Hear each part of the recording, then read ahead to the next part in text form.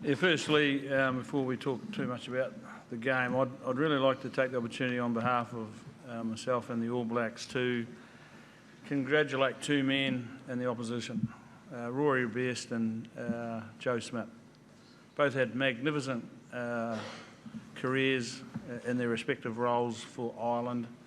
They've made a difference in their time, and it doesn't matter what team you play for. If you can make a difference while you're there, then you've done your job. So both those guys, I understand, are finishing up, and we'd like just to acknowledge them publicly, that what a wonderful job they've done. Well, the next thing I'd like to acknowledge publicly is the big fella beside me here. I think he's come back from a back injury, copped a lot of flack from people about his form, but as that injury's got better and better, so's his play. But it's not only that, he's led the team really, really well, and I think he's even gone to a higher level at the World Cup. So I'd like to congratulate you, Rito. And the other three people I'd like to quickly mention is bloke beside me, Ian Foster. Our attack game has gone to a new level, and he's coaching the best I've seen. Scotty McLeod doing a fantastic job with defence, and my old mate Chrono is certainly doing a great job with the forward. So we wouldn't have a team without those four people. So I'd like to thank them. Thank you very much. First question, please. At the back, please.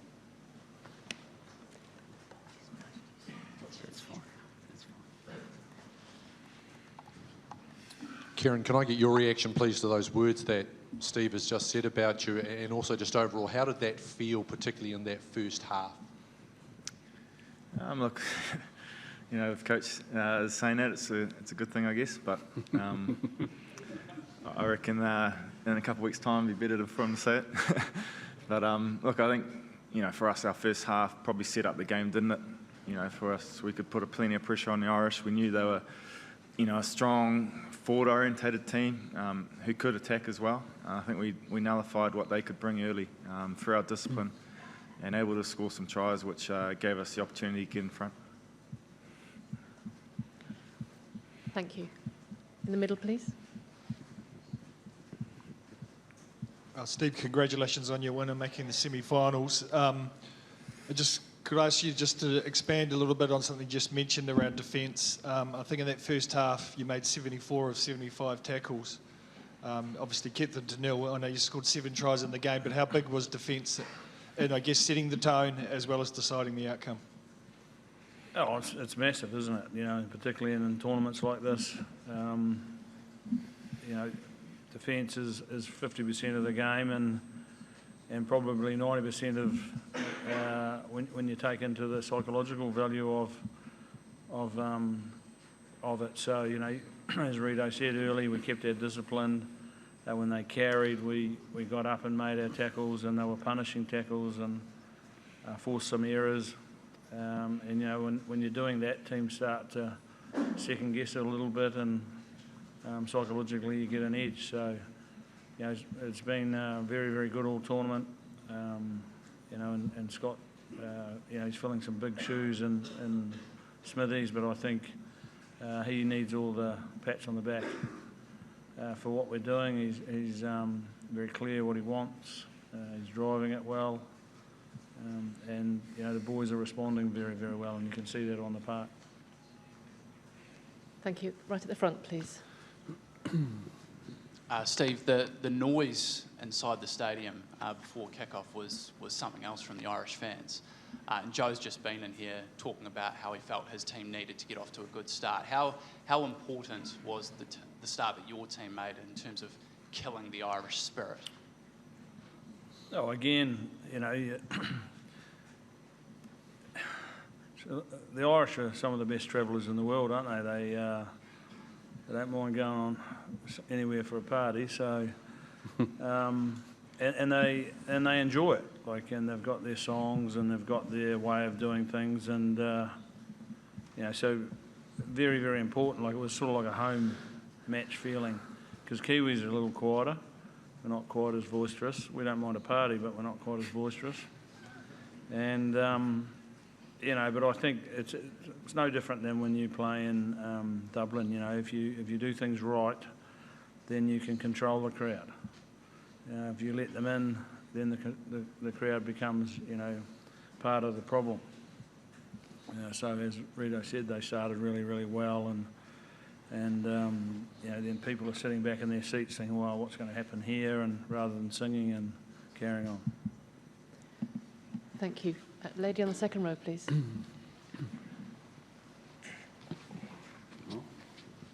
Hi, Aki from NHK, and question to Steve. So do you think today's winning key was from the forwards? Look, even though I played in the backs, I coached the forwards, so I always say it's the forwards that are most important. Yeah, numbers 1 to 5 lay the platform in my playbook, and you know, probably Fozzie's as well, but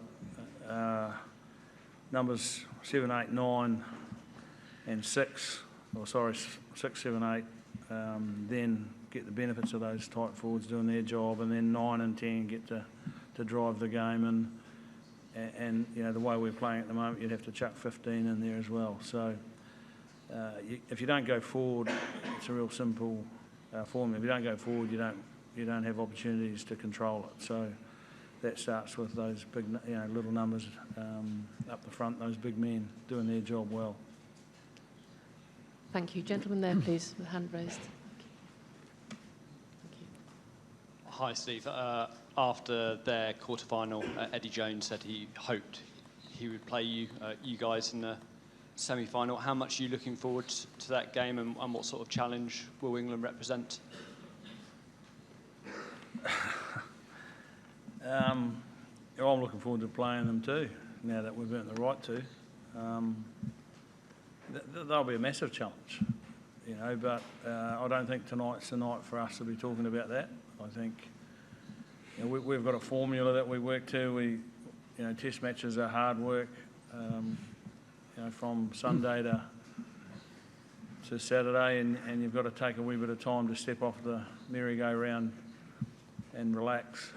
And we'll do that. We'll enjoy our moment. It was a special test match, one that the All Blacks can be proud of and New Zealanders can be proud of, particularly the players themselves can be proud of. And, you know, we won't think about England until tomorrow. So there's not much point me giving you a team talk about them just at the moment, because they're not even on my mind.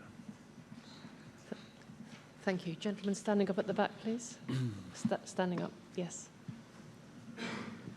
Ian, how pleasing is it to see the attack side of things so clinical and accurate tonight? And as a coach who's been around a long time, do you get a feeling that when these performances are coming, do you have a feeling before the game?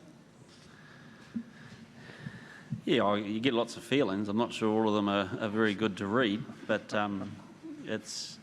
Look, you go into a game like this and you really work hard on your preparation, and we've had a really good week, and the guys have had a bounce in their step, and it wasn't a heavy week for them. You could see them wanting to play, so I think that was pleasing.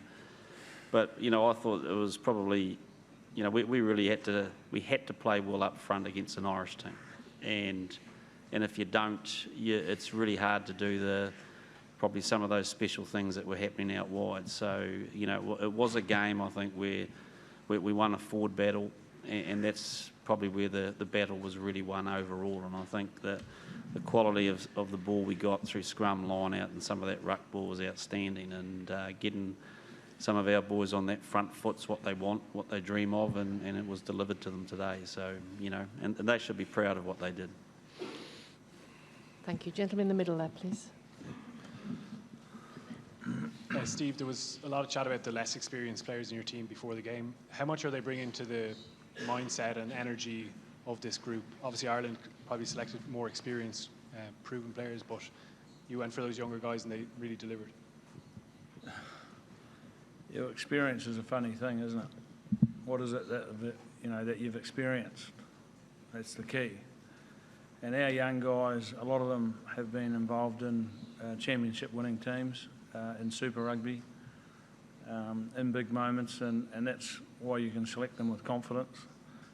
They've played well in test matches that we've selected them in. So their enthusiasm and excitement and their ability to play the game in the form they're in is really important. But so is the leadership and the experience of the guys that have been through the tough moments and been through knockout football. So it was interesting, everyone was talking about how many Ireland had. You know, half of our 23 had played in a knockout tournament and won it. You know, and that was the difference, wasn't it? Like, I'm not being disrespectful here in saying this, but Ireland's experience was not to win. And we had 11 guys that actually had experience of winning. And that's why you've got to be careful when you start talking about experience. Because sometimes, just because you played for a long time, you might have learned a lot of things that you don't want to learn. Or you may have learned nothing along the way. I was a bit like that when I played. Didn't learn much. Thank you. It's true. No? Okay. Gentleman here then, please. Second row. Thank you.